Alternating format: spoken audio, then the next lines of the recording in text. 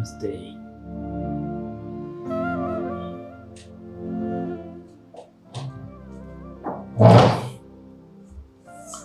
Hope you all are doing well, healthy, cheerful, and hopeful.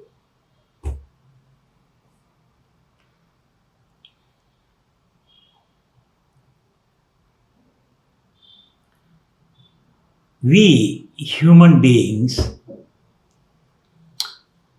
today our topic is the Kena Upanishad.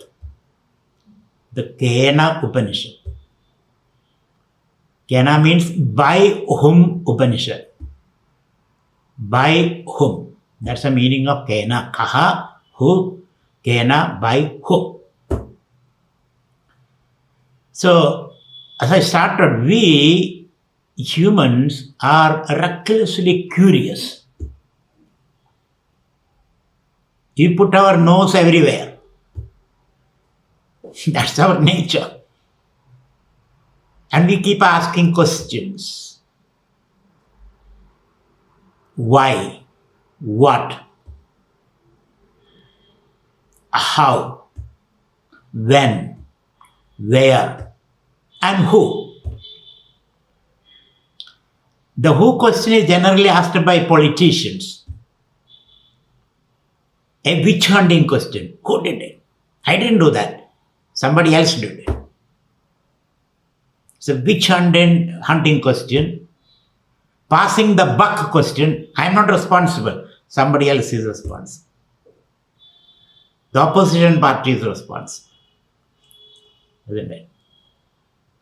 The who question has got a certain unsavory flavor about it. But at the same time, the who question is a very deep question. It can be a very deep question also. Most of the time when we ask this question, it's part of our enquiry to gather knowledge. Most of the time it is an extroverted question. The questioner is not included in the question. The question is separated from the question. So most of our inquiry, whether it is scientific or psychological or even philosophical, ends up in otherizing, the other. I want to know about the other, not about me. I don't want to know about me. Nor should anybody know about me. So I reduce everything to the other, it, that. See, it's a partial inquiry, not an inclusive inquiry. As a result of that, we gain a lot of knowledge about the other, maybe nature, maybe the other human being, other cultures, other civilizations. We gather a lot of knowledge. That knowledge becomes hegemonistic knowledge. We weaponize that knowledge to control the other, to decimate the other, to destroy other civilization and cultures and people. That's what I call hegemonistic knowledge. So we are weaponizing that knowledge, whether it is artificial intelligence or biotechnology or whatever branches of knowledge. That is one problem with this one-sided knowledge. Where the self is not included. It is not an inclusive knowledge. It is an exclusive knowledge. Exclusive knowledge is actually no knowledge. Isn't it? Partial knowledge is a dangerous knowledge. And nowadays they say knowledge is power. That is true. Power over the other. So one problem is knowledge becomes hegemonistic, partial, which in Vedanta we call ignorance, organized ignorance. Knowledge is organized, but it's ignorance. Because it's partial. Ignorance means to ignore a part. So as a result, we weaponize that knowledge. Other problem with this knowledge is the current corpus of knowledge. It's a radical critique of the present pursuits. Other problem with the knowledge is it becomes nihilistic. Because we keep on inquiring to the material world, as we have seen, atoms and protons, neutrons, blah, blah. And finally, there is nothing. Vanishingly nothing. It becomes nihilistic. As a result of that, anxiety. I am falling into a deep ditch which has no foundation. Anxiety. Tension. Meaninglessness. The present kind of knowledge, it makes everything meaningless. That's another problem. The third problem is it is solipsistic, meaning the individuals are isolated silos. There is nothing which binds them. It is a free-for-all knowledge, a kind of anarchic relativism. I do whatever I like, you do whatever you like. That kind of free-for-all anarchism. Dangerous relativism, radical relativism. So there is nothing which binds us. Nothing which binds ourselves, nor nothing which binds us with the world. So there are several cracks in that knowledge. So these are some of the dangers. I hope you are sympathetic with what I am saying. It's a radical critique. The Upanishads brings that criticism. So that's the problem with the modern knowledge. And the modern knowledge is gathered through some assumption. There are certain basic, unquestioned assumptions. These are called premises, hypotheses, a priori assumptions. What is the assumption? What I see is real. What I hear is real. Matter is real. Nothing else matters. That is an unanalyzed assumption where the self is excluded. The I is excluded. Consciousness becomes a byproduct. So that's the present assumption behind all kind of inquiry. So when you ask the question, how is a mechanistic question. How does this machine work? The pulleys and wheels and plugs and all those put together. It's a mechanistic, Newtonian mechanistic question. How does it function? As the truth is a machine which I can pull apart and put it back. So that how question has got a problem. It's a problematic question. It will lead to partial knowledge. It will lead to hegemonistic knowledge. How? How question presupposes the whole existence are like a machine made up of parts. Isn't it? Like a machine. The pulleys and walls and then belt and then all kind of things. The how question. What question? What question means what? The outside. It is a materialistic question. You are excluded out of that. So the how question, what question, and why question. Why question is a causation hunting question. What is the cause? And you can keep on going ad infinitum, to eternity. And finally you have to say, I am tired. There is something is there, I don't know. So that creates a problem of regress ad infinitum, as they say. Anavastha dosha. Meaning you don't find any foundation anywhere by that why. It's like adding, a number can never be complete. If I give you 100, one more. 101, one more. 1,000, one more. Isn't it? So the why question is a causation hunting question. It will put you into a deep well without any foundation. Deep pit, I should say. Like a cylinder without any bottom. You can keep on asking that question till the cows come home. And still you have no answer. So the why question, the how question, the what question, and the when and where question, you need those coordinates, when and where, to locate the thief. So when and where is a time and space bound question. As though there is nothing beyond that.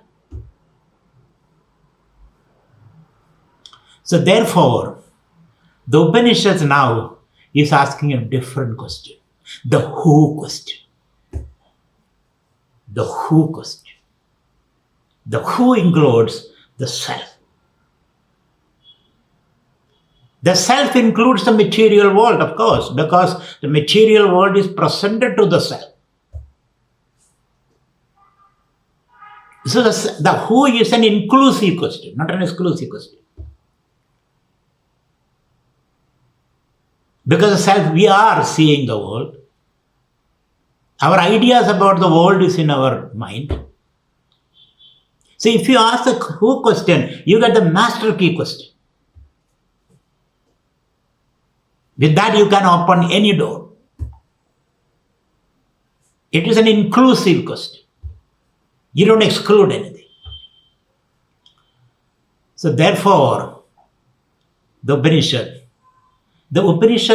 premise, the a priori notion about the world is organic. It's like a tree.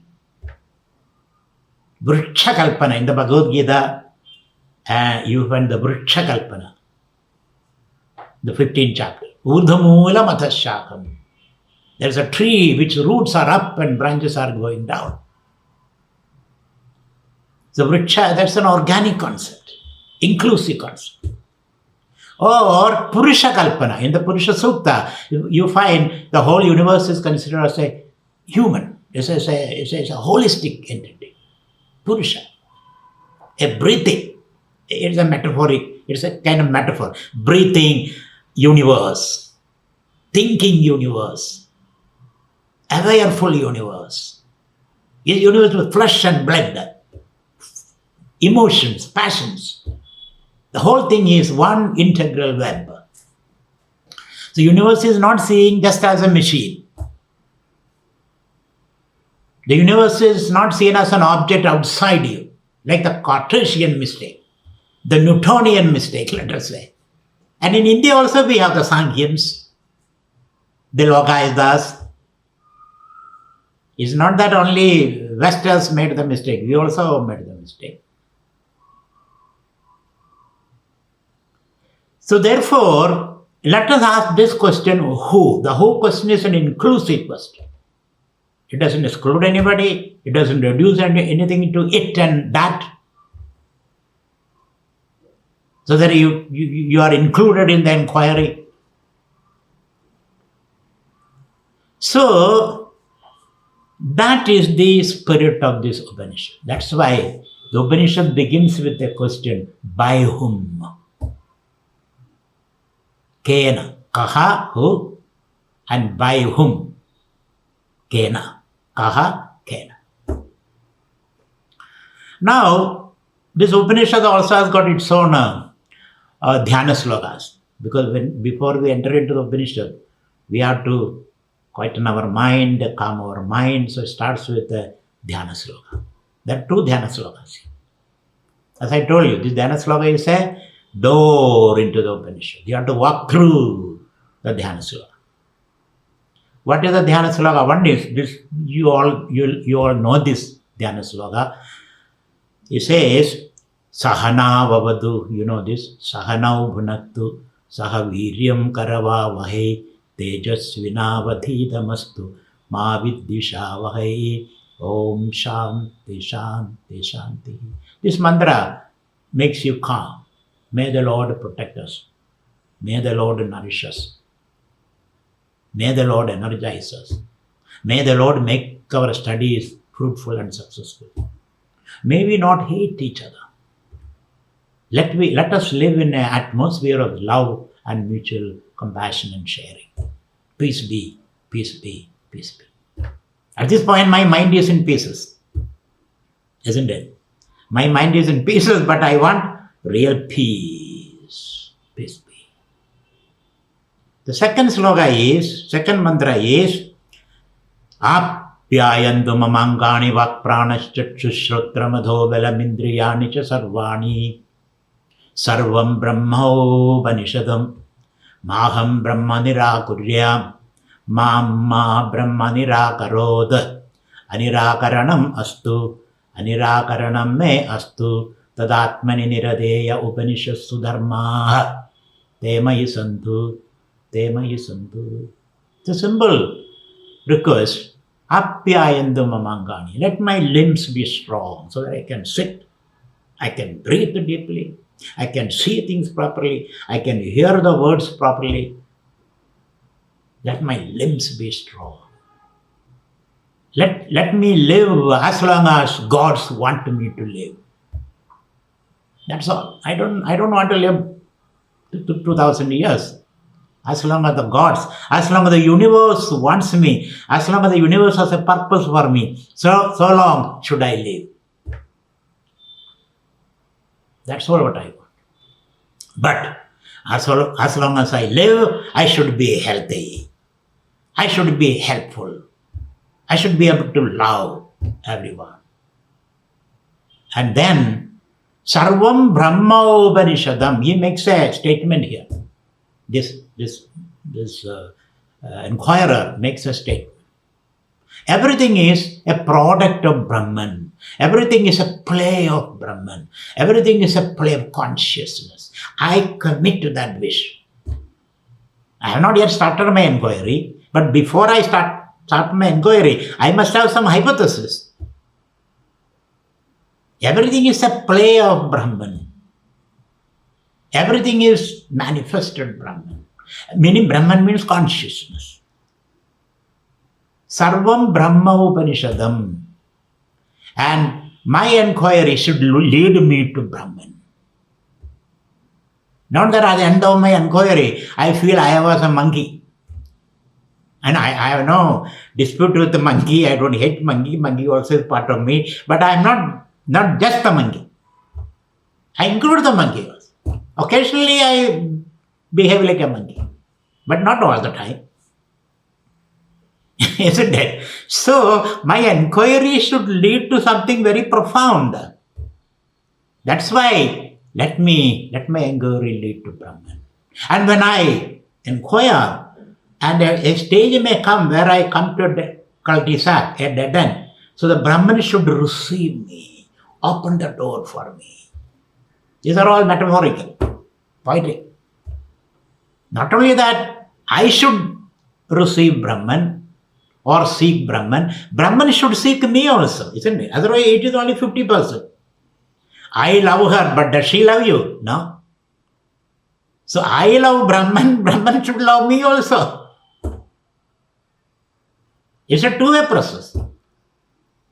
The Amazon comes to the ocean, the ocean goes to the Amazon to receive it.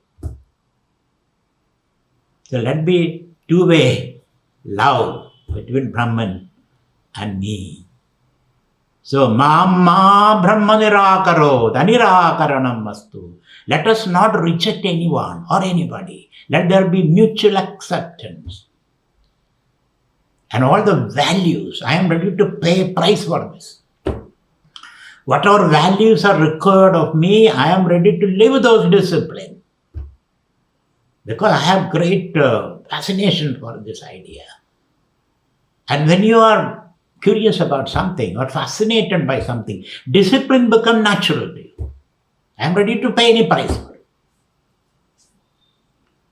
So, Upanishads dharmaha temayi santu. Whatever disciplines are required for this inquiry, let me develop those disciplines. Bless me with those disciplines. That is the Dhyana Sloka.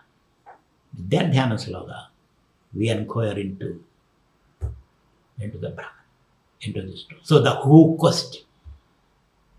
And how does the question develop? The question develops like Kene shidam preshidam manapatati. Kena. You can buy a book and then inquire. I'm just motivating you to read this book, this Upanishad. Kene shidam preshidam manapatati. Kena pranaha pradhamaha praidiyuktaha. Kene shidam vajamimam vadanti. Chakshushrotram kavudevo yunakti. That's the question. He says, here I am, surrounded by the world of sensation. And I find there is a transaction going on. I receive sensation, I respond to sensation. Garbage in, garbage out, isn't it? That is what life is all about. I see the world, I respond to the world. So I am not different, I am not away from the world. The world is not away from me. We are in constant communication. This transaction is going on all the time, consciously and unconsciously. So how does it happen? So the question here is, Kani ishidam preshidam manah padadi.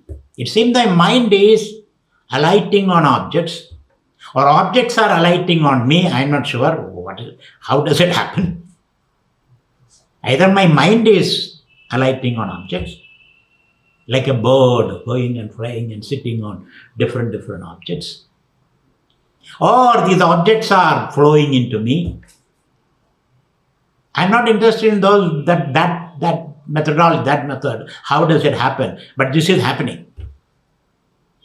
Either my mind is falling on object, or objects are falling on my mind.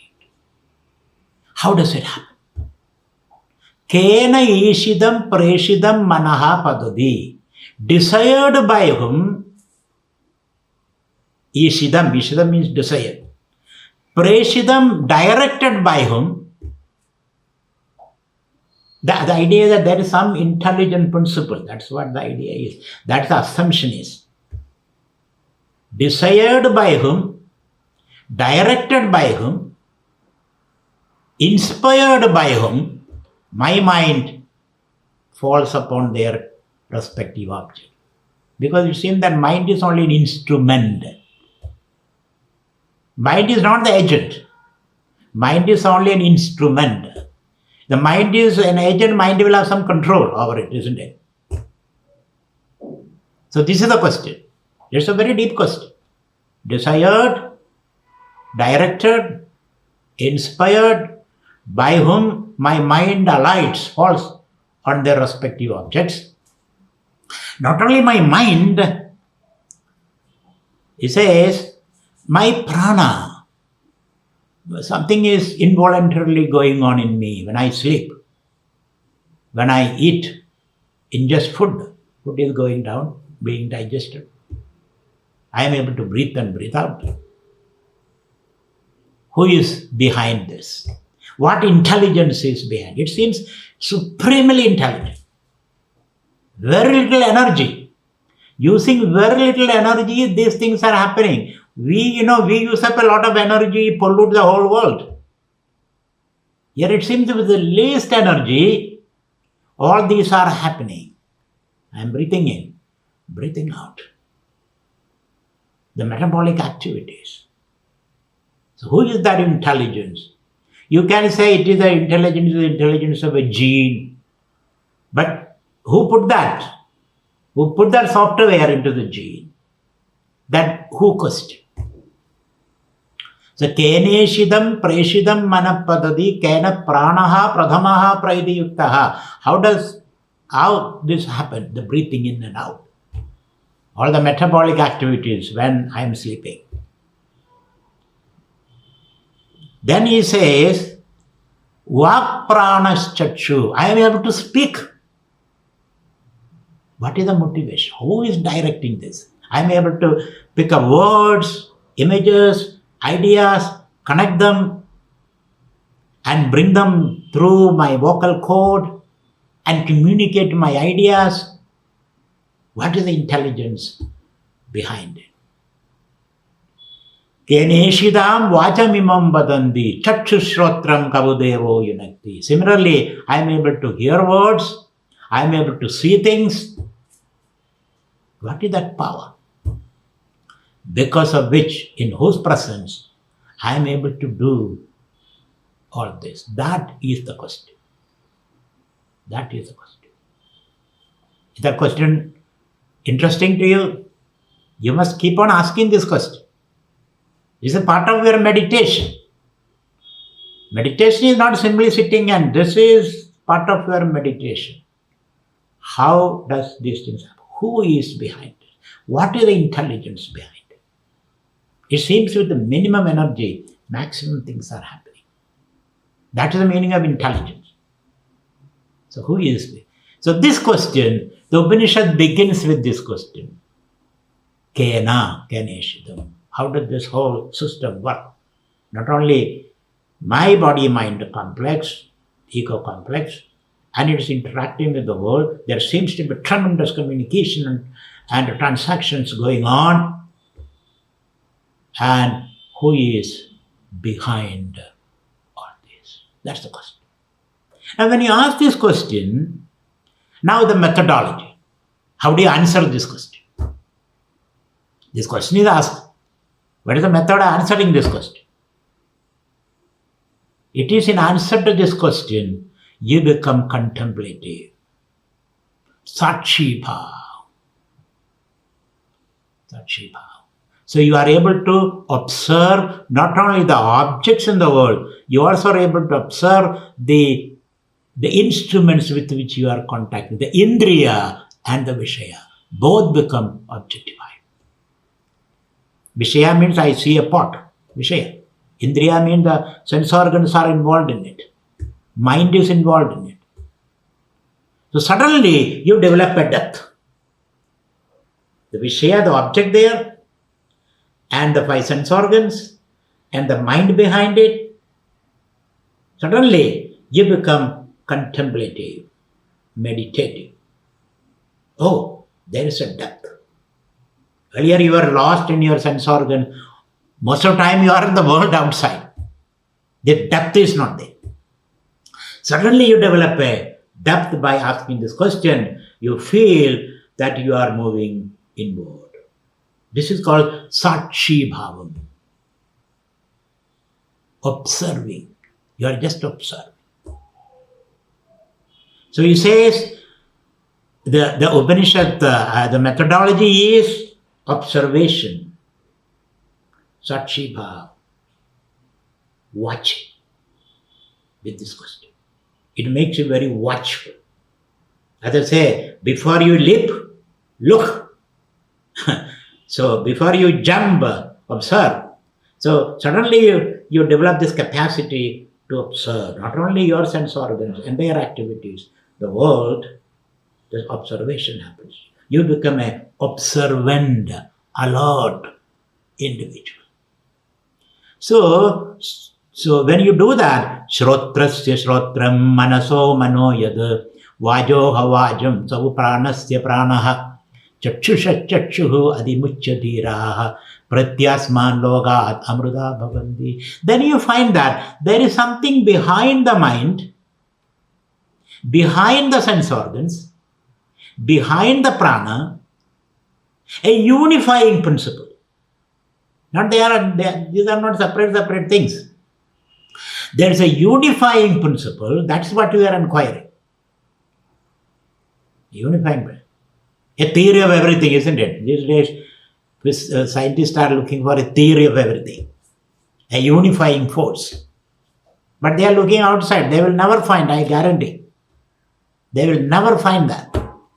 They'll always come to a dead end. The unifying force is because you are not including yourself. So you find there is a unifying force which we call consciousness or Brahman or Ishvara. The unifying force, when you develop this Sakshi Bhava, you are able to collapse into that unifying force. Or the unifying force takes over you, he says, through this contemplative process. So that you come to a state, it is not that you are objectifying that. But when you come to the meditative state, the unifying force reveals to you. You suddenly transform and transcend. It's a gift. Transform and transcend. So Upanishads say, Adimucha deraha. Suddenly you experience a transformation and transcendence. Suddenly some light blasts upon you. And Adimucha deraha pratyasmad logad amruda bhavanti. Then you discover your immortality. You have to work on this a little bit. I'm just giving you a roadmap. You have to work on it a little bit. It's a roadmap. So, once you develop this Sachi Bhav, ability to observe not only the object outside, but also your inner mechanisms, mind and sense organs, you develop that Sachi Bhav, and then either you collapse into that unifying principle, or the unifying principle takes over you. Like when you open the window, light comes, and breeze comes. Similarly, something transforming happens. But we don't have the patience. We don't have the patience. We may sit for some time, nothing is happening, then we give up. Like Buddha said, Yuhasane Shushyato me shariram. I am going to practice this again and again so that it happens. So this is the methodology advocated by the Upanishad.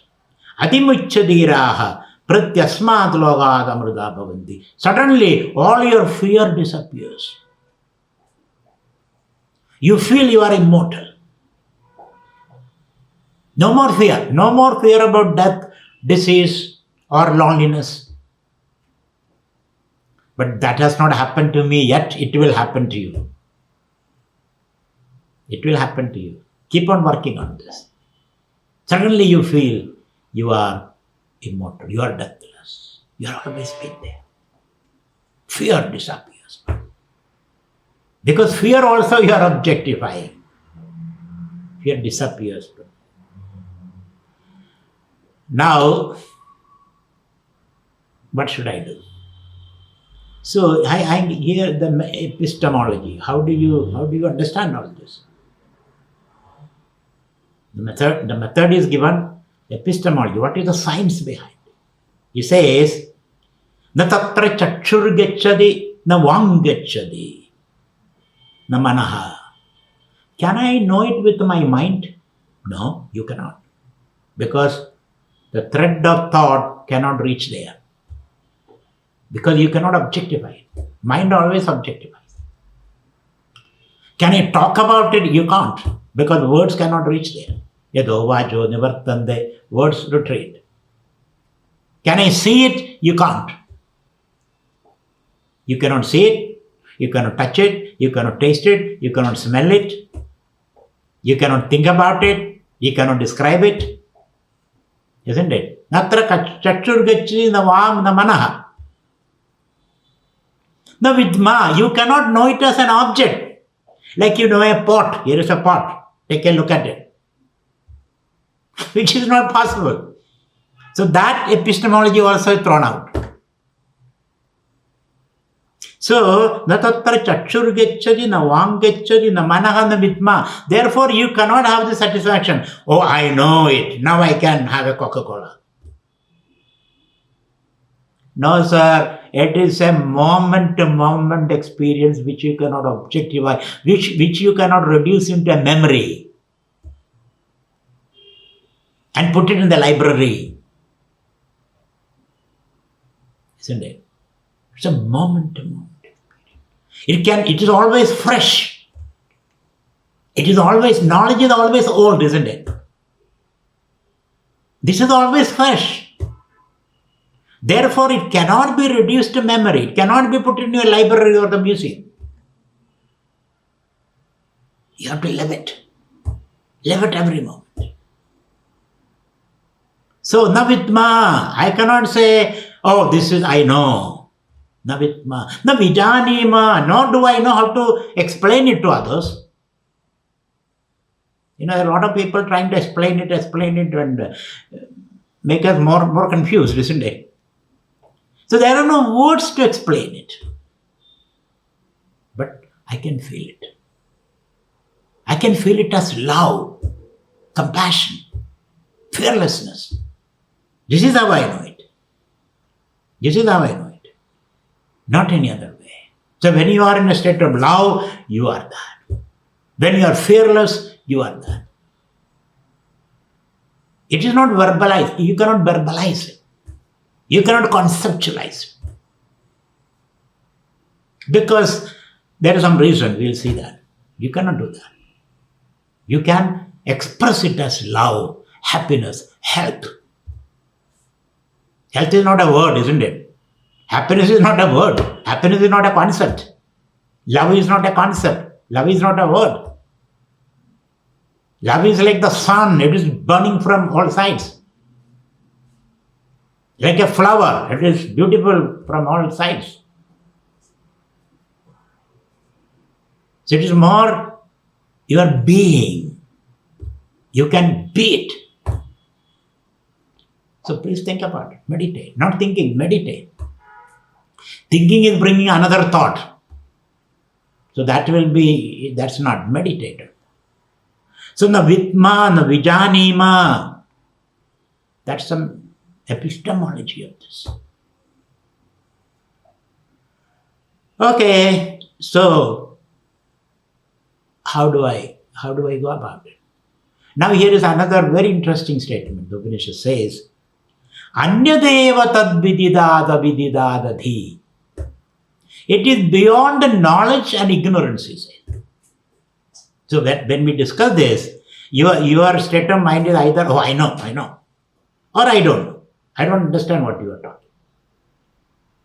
It is not subject to your understanding or not understanding. My God. You cannot say, I don't understand it, because you don't understand it because you may not know a lot of things outside world. This is not subjective to knowing or not knowing, because both are states of mind which is illumined by this. Isn't it? When you say, I know, my next question is, how do you know? That I know. When you say, I don't know, I ask the question, how do you say that I don't know? So you know, you don't know. Both are objects of this consciousness. Isn't it? Think, reflect on that. Meditate.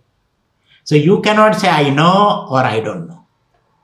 Then what you should keep quiet. Still. Silence. Flash a smile. That's all what you can do. That's all what you can. It is not subjected to the mental categories of knowledge and ignorance. That's the Shastra. Then how do I know? Shastra gives a clue here. Idi shushrama purvesham yenaha vyachachakshire. This is what I heard from my gurus. So I listen to the words of the Guru or the Shastra, or in a silent mind, I listen to the whisper of this. That's all what I get. I get the whisper, or I heard my Guru hinting that, or I read between the words of the scriptures or the lines of the scriptures. And through those window, I got this insight. It's an insight I get. So either Shravana, you listen to the Shastra, or Samvada, engage in a dialogue with your Guru, or Kripa, some grace falls on me. These are three ways. Either a Kripa, a grace, a revelation, an explosion from the within, aha, feeling comes to me, or I listen to the master or the scriptures, or I engage in a dialogue, conversation with the master, or I am able to listen to the inner whisper. That's how you come to understand this. These are all very difficult. I'm giving up. Isn't it? Sometimes you feel I am giving up because it requires a very tanuakrita manaha, very deeply sentient and sensitive mind to understand this. But the Upanishads say, don't worry. Don't get exhausted. Don't get exasperated. It is so close to you. You are that. So close to you. So he says, Yad vajan anabhididam, though you cannot speak about it, you cannot speak without it. Think very carefully. Very carefully you have to listen. Though you cannot speak about it, no speech is possible without it. You cannot utter even a single word without it. The very fact you are speaking shows you are there. It is there with you. Yad vaja anabhidyudam yena vagabhyudyade. So you don't have to speak about it, say anything. You are able to say it because of this. Isn't it? Yad manasana manude, you cannot think about it, conceptualize it, but you cannot think without this. It's so close. So behind every thought, it is. Then what will you do? Can you escape from this? Can you run away from this? Do you have to go and find it? So, yat chakshushana pashyadi, you cannot see it, but no seeing is possible without this. If you see something, that is because of the light is from there. Yes, shrotrena nushrunodi, you cannot hear about it, but all hearing is possible with this. Now, you cannot breathe in and breathe out this, but you cannot breathe in and breathe out without this. Think about this. Tadeva brahmatvam viddhi. That is the Brahma we are talking about. That is the truth we are talking about. Nedam yadidam upasade. Not these things which you are holding onto your heart, thinking that that will protect you. So you are able to, you may see something, but that seeing is possible without this light. So here your attention is turning inward. It's a very deep inward perspective about things. Tadeva brahmatvam viddhi. Nedam yadidam upasade. Not that what you see here. What you see is included in that. But what you see doesn't include that. So how close is that to you? Very close, he says. You cannot speak or touch or smell or think or feel without the gift of this, without the presence of this. And that you are. Meditate. Meditate. Now the pariksha. Pariksha means examination. The class is over. The class is over.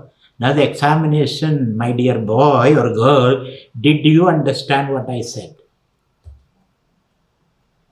Did you understand? And the student is very compassionate, very, respectful to the Guru. He didn't have the heart to say, I did not understand it. Because Guru has been spending a lot of time, a lot of passion. So the Guru is, the Shishya says, yes, I understood. Guru got very angry. Very angry. He says, Yadi manyase suvededi. If you think you have understood nothing. Yadi manyase, this is a radical doubt and questioning. Like the Nedi Sampradaya. Not this. Not this, not this. If you think you have understood, you have not understood anything about it. It is not like knowing a pot or a house or a tree. Yadi manyase suvededi debhramevaabhinunam tum vedha. It is only an intellectual concept. Deveshu. You caught some words and put it in your cranium. That's all what you did. You did not understand anything because you did not stand under. You only gathered it. Debhramevaabhinunam. It must make you humble. This knowledge should make you humble, not arrogant, not possessive. You cannot possess this knowledge. You can only be it. It will dispossess you. It will dispossess you. It will make you say, I don't know anything, like Socrates. The oracle of Delphi said Socrates was the wisest man in the world. And somebody asked him, what is the secret of your wisdom? Socrates said, my wisdom is, I know nothing. So here, this knowledge should make you humble, should dispossess you. I possess nothing. Should make you free from all load. So he says, Yadi manyase suvededi debhramevaabhinunam. You understood nothing. Very little you understood. Therefore, mimamsyameva. Again, fast a little. Reflect a little. Question what you understood. Doubt that also. Mimamsyameva. So Shishya comes back again after all this. The Guru asks, did you understand now? His answer is very interesting. Naham manye suvededi nona vededi vedacha yona tadveda nona vededi vedacha. The Shishya says, Guruji, I don't think I understood. But I will not say I have not understood also, for your information. I have not understood as an object, but I have understood as my essence, which includes everything. Naham manye suvededi nona vededi vedacha. Yona tadveda nona vededi vedacha. And finally said, Guruji, between you and I, you know what I mean. You know what I mean. Because it cannot be expressed by words. You can see the shine on my face, in my eyes. You can see the horripilation, the goosebumps on my body. My body language, you understand. I cannot put it in my words. You can see how humble I have become, how reverential I have become, how respectful I have become. My whole body participates in this knowing. My whole system, the whole universe participates in this knowing. Therefore, between you and I, you know what I mean. And those who are sitting here, they understand, they also understand. If they understood these words, I don't think I know, but I know. And I also know you know, Guruji, what I know. Isn't it? So there is a kind of conversation being on, which others cannot understand, only between the Guru and the Shishya. So this is a very famous sloka, mantra in the Upanishad. Naham manye suvededi, nona vededi vedacha, yona tadveda, nona vededi vedacha. Now, here the Upanishad Shastra on its own says a counterintuitive statement. What is a counterintuitive statement? The Upanishad, those who say they know, they don't know.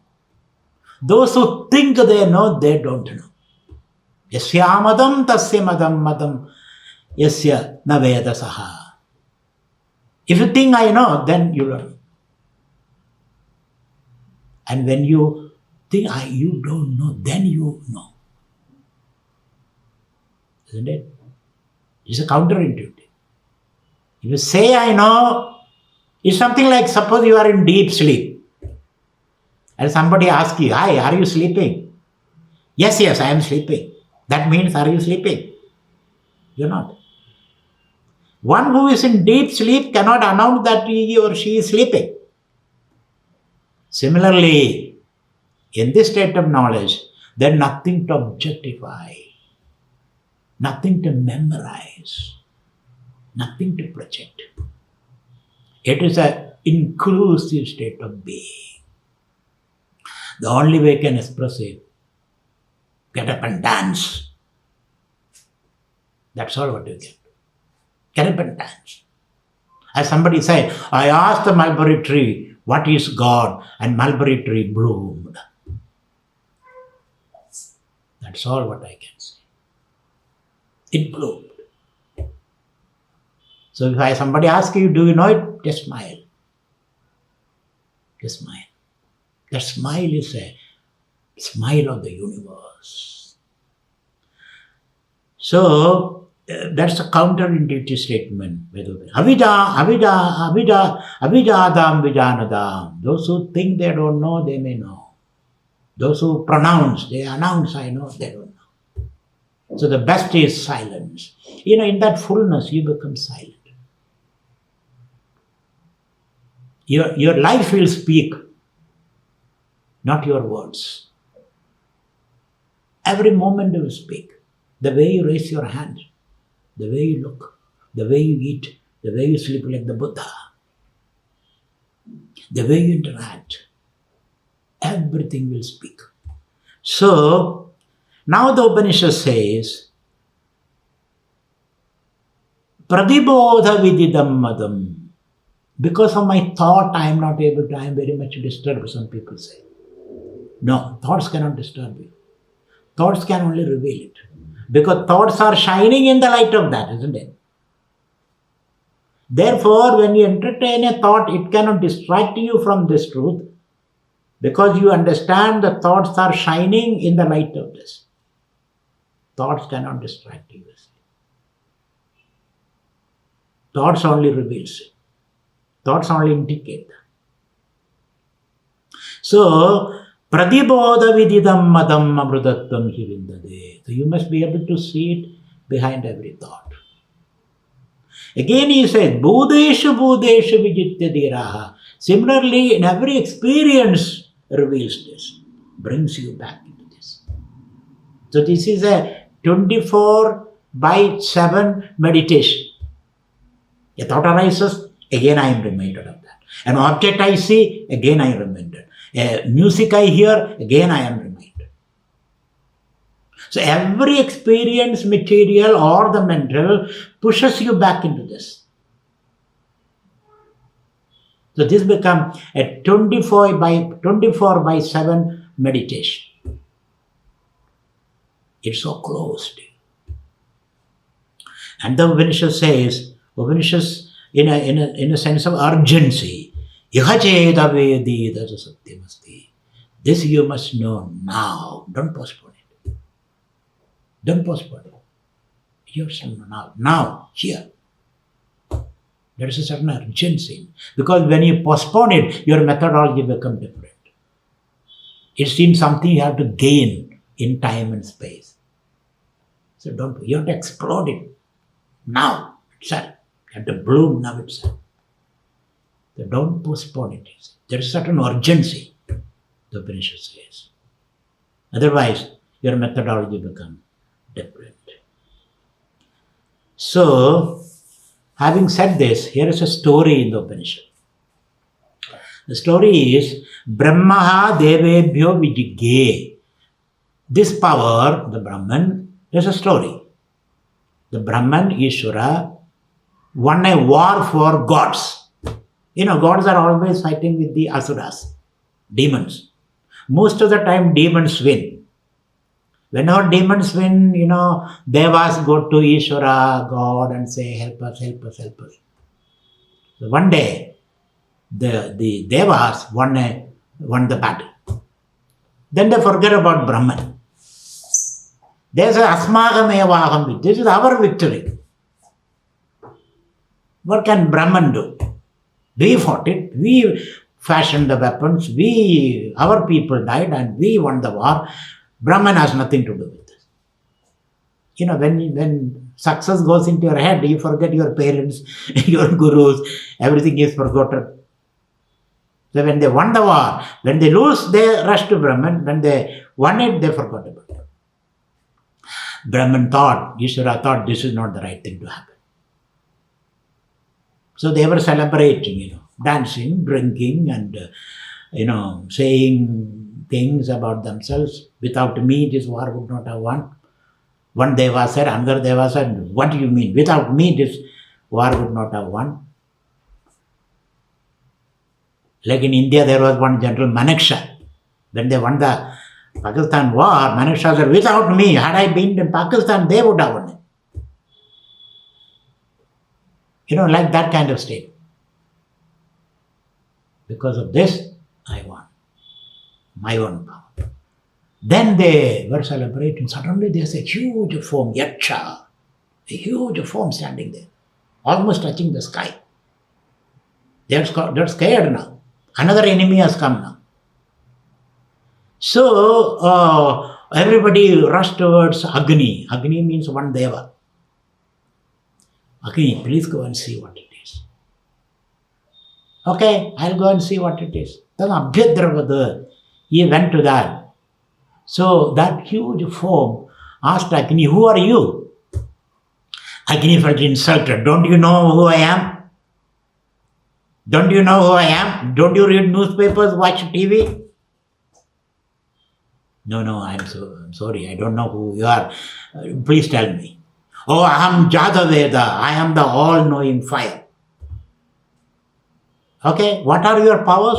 What is your job description? What is your profession? Oh, I can burn everything in this world. I can burn anything. That's my power. Okay, Edaddaha, he took a blade of grass, a dry blade of grass, put it in front of him. Burn this. You said you can burn anything? Burn this.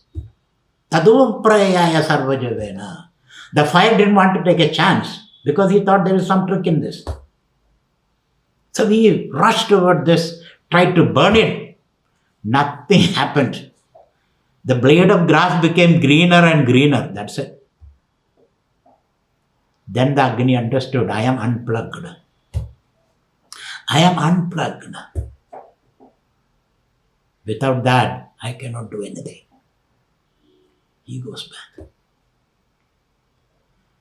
Then all the Devas came to Vayu. Please, go and find out. Vayu goes there and asks this question. So when he went there, again this huge form asked Vayu, who are you? Vayu also felt insulted. Don't you know who I am? Mother Ishwa, I am the globe-trotting Vayu. I am everywhere. And you don't know me. Okay, what are your powers? Oh, I can lift everything and run swiftly. Give me anything I can lift and run. Okay, good. The same grass is there. Lift it and run. He tried and tried and tried, and he started sweating. Why you start sweating now? Na shashaga. He couldn't do it. Na shashaga adade. He also went, left. Humiliated. Because he was unplugged. Then everybody goes to Indra. Please, you go and find her. Indra goes. When Indra became very humble, because his two great people have failed. The Prime Minister, President Reagan can only ask questions. Others will have to answer, isn't it? He can only make an order. The others will have to carry it out. Indra felt helpless. So Indra goes with a great humility, and then when he goes there, this form disappeared. This form disappeared, and then Tirodadhe, it simply disappeared. In that place, Tasminneva akashe shriyamajagama. A lady appeared, a woman appeared. Bahushobhamana, in resplendent form. Haimavadi, golden color. Uma, Uma. Uma means wow. Wow looking lady. Appeared.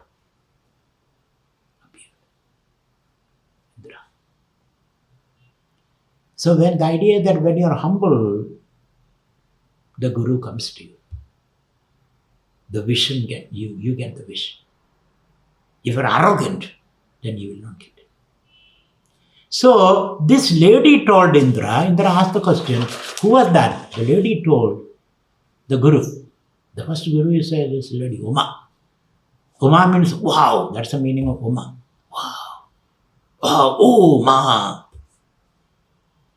So the Uma told, you fool, it is not your victory. The victory was granted to you by that Ishvara, that Brahman. You are celebrating. You should have been humble. You should have shared this victory. Everybody is trying to possess this victory. You should have shared it. Failure I can understand yours, but success is not yours. Success belongs to everyone. Success belongs to that great power. Without that blessing. So you feel you must have a sense of being blessed rather than arrogant and haughty and all that. Success should not go to your head. It must make you humble. That's the message there. And share it. So, it also means you need some guidance in this pursuit. It should be a dialogical pursuit, not a monologic pursuit. And now the question is that, how easy is this knowledge, this understanding? It is as easy as when there is darkness, you put the light on, darkness simply disappears. There is no process involved in it. It's only a sudden awakening. If the sudden awakening doesn't happen, you can keep on striving. It's like a sleep. The more you try to sleep, the more sleepless you become. And sometimes you suddenly slip into sleep, isn't it? So this knowledge is a sudden knowledge, not a process. It has to happen. Secondly, so it is like a lightning, vidyudada, it's like lightning. Then it is effortless, like blinking, opening your eyes. It's effortless. So it should be effortless. You don't have to put much effort. It should happen suddenly. Abhishna sankalpaha. It is like a mind. Mind can go anywhere, isn't it? You cannot stop the mind. So no hurdle is possible. Hurdle is only your own thought. There's no hurdle in this because it is easily available. So having said the kind of knowledge that you are seeking, it is sudden, it is easy, it is effortless, it is immediate, there's no medium, there's no obstacles in this. That's the kind of mindset we have to develop. Finally, the Upanishad says, Tad vanamidhi upasida. This is the most important profession you must have. Meditating and realizing it. That's the ultimate goal. Tadvanam. The rest are all transient, trivial. This is the most important thing. This understanding, this rootedness, discovering your center, which is more important. Tadvanamidhi upasida. Then, after all this, one of the students asked, Upanishadam bruhi. Did you explain the Upanishad or something else to me now? Have you completed the Canon Upanishad? What were you talking? I slept a little bit. The Guru says, don't worry, I know you slept in between a little bit. I could see that. Don't worry. You need little more preparation, my dear child. So the student asked, Bho Upanishadam bruhi. So Guru says, you need some preparation, my child. I can understand. I was in your place before. Therefore, have some practice. Tapaha. Tapas. Reduce your food a little bit. You are overeating. Reduce your talk. You are talking too much. So reduce all that. Do tapas. Lead a minimalist life. Dhamma. Dhamma means watch your emotions a little bit. Watch your emotion. Satyam. Be honest in your dealings. Because if you are dishonest, your whole life will be spent on protecting that dishonest person in you. So be honest, be transparent, be vulnerable, reduce your needs, observe your thoughts, and Shastraktakam, engage in the world. Don't run away from the world. Engage in the world, but Shastraktam with a service attitude. That gives you certain purity, concentration, and you will be all right. So till we meet you next week for the Upanishad, which is a story of a 12-year-old boy facing death, asking certain questions to death, speaking truth to death. So the encounter between a 12-year-old boy and this ferocious and formidable and frightening figure called death. That will be the next talk next Saturday. Thank you very much. Reflect on it.